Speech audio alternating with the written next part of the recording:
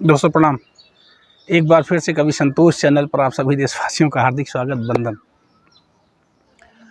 एक गीत था, मुझे याद आता है, छुप छुप के आहें भरना क्या, जब प्यार किया तो डरना क्या।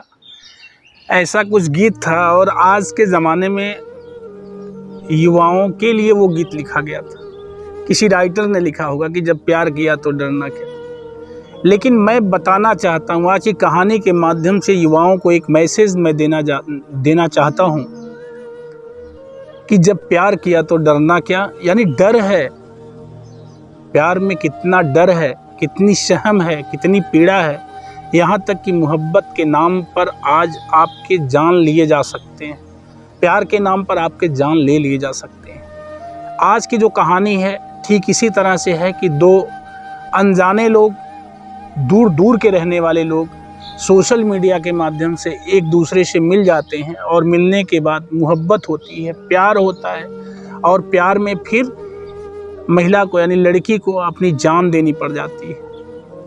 पूरी कहानी क्या है, चलते हैं कहानी की तह में और असलियत से वाकिफ़ होते हैं। कितना भयावह, कितना दर्दनाक मंजर है वो, जब अपनी प्रेमिका को अपनी प्रेमी के हाथों मारा जाता रहा होगा। कोई नहीं रहा होगा, मात्र एक कमरा बंद होगा और दोनों होंगे और ऐसी घटना घट रही होगी। तब कितनी शर्मसार हुई होगी मोहब्बत। बताना चाहते हैं, ये कहानी जो है शुरू होती है मनाली। फिल्मों में अक्सर आप लोगों ने सुना होगा, जो कुल्लू मनाली के नाम से एक जगह है, बड़ी खूबसूरत जगह जहाँ लोग टहलने जाते हैं अपनी प्रेमिका को लेकर के। अक्सर लोग गोवा जाते हैं, कश्मीर जाते हैं, मनाली जाते हैं घूमने के लिए। ठीक इसी तरह से जब प्यार परवान चढ़ा तो अपनी प्रेमिका को लेकर के प्रेमी मनाली जाता है घूमने के लिए 13 तारीख को। और वहीं मनाली गोम्पा रोड स्थित केडी विला होटल में कमरा नंबर 302 बुक करता है, जहां अपनी महबूबा के साथ वो रात गुजारता है। और 14 तारीख की सुबह मनाली के हिल स्टेशन घूमने गया। अपनी प्रेमिका को लेकर के वो घूमने जाता है, घूम करके आता है। अभी बहुत तेज़ी से सोशल मीडिया पर ये कहानी चल रही है कि सूटकेस में शीतल, मेरी कहानी का शीर्षक भी है। उस लड़की का नाम शीतल है और बहुत बहुत दर्द है। 14 तारीख को पूरा दिन घूम करके आता है, 15 को फिर सुबह निकलता है, घूम टहल करके आता है और शाम को आ करके काउंटर पर जो वहाँ रिसेप्शन पे बैठे लोग होते हैं उनसे कहता है कि भैया मेरे लिए गाड़ी मंगाओ, मुझे जाना है।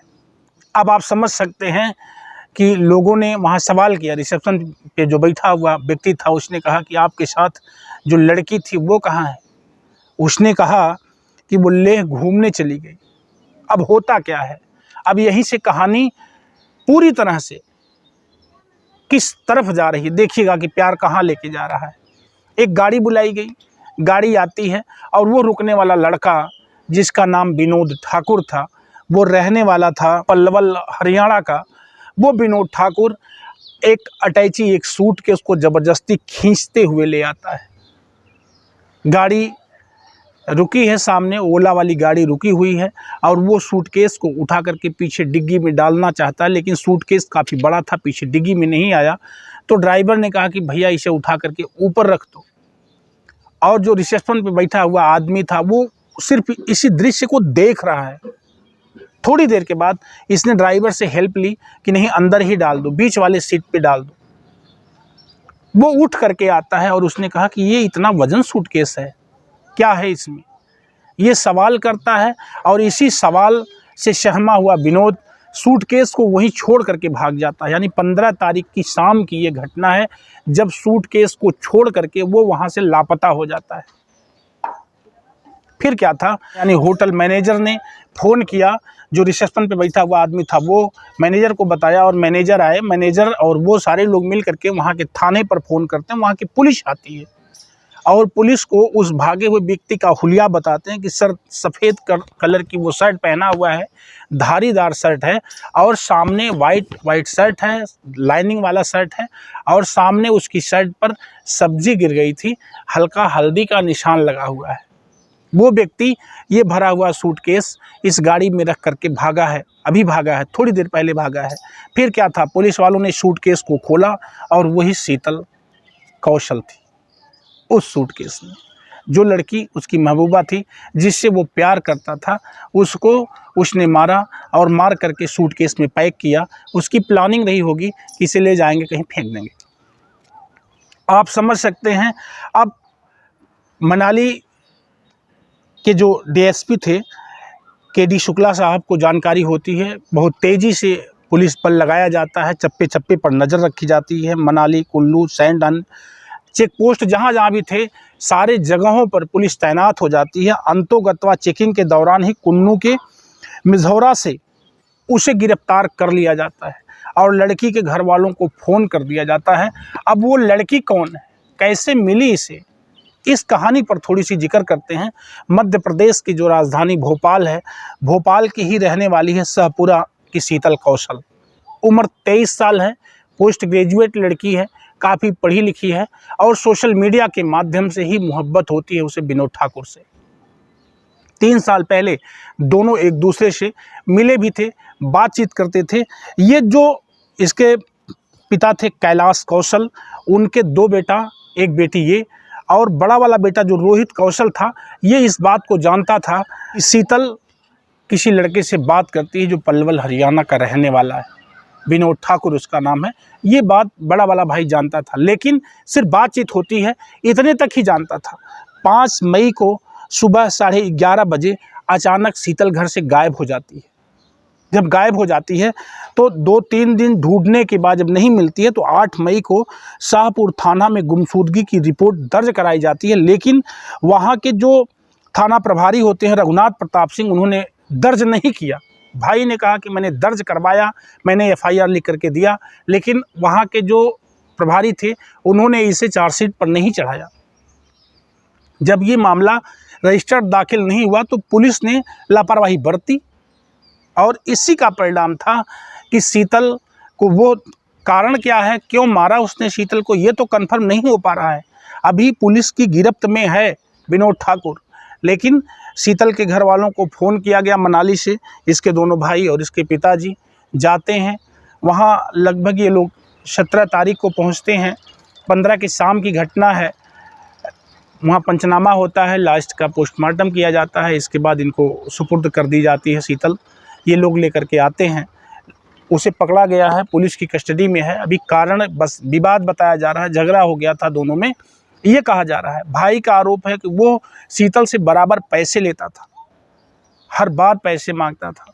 विनोद का बैकग्राउंड कैसा है, बस अभी तक इतनी जानकारी मिली कि वो पलवल हरियाणा का रहने वाला है। दोस्तों, ये प्यार एक जिंदगी को निगला।